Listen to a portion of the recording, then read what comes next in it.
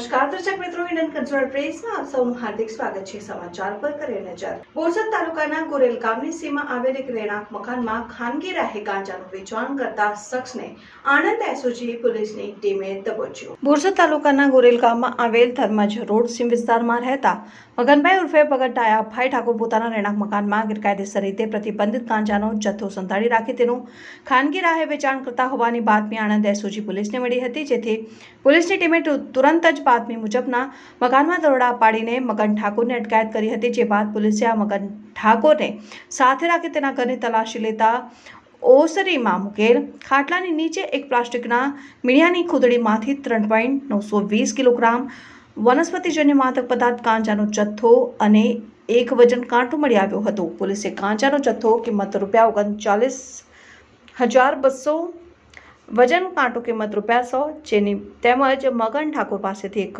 Mobile કિંમત ₹500 અને રોકડા ₹2,410 મળીને કુલ ₹42,210નો મુદ્દામાલ જપ્ત કર્યો છે। અને પકડાયેલા મગનભાઈ ઉર્ફે ભગત ડાયાભાઈ ઠાકોર વિરુદ્ધ નાર્કોટિક્સ ડ્રગ્સ પદાર્થ અધિનિયમની કલમ 8C-20B 2B મુજબનો ગુનો નોંધી કાયદેસરની કાર્યવાહી હાથ ધરી છે।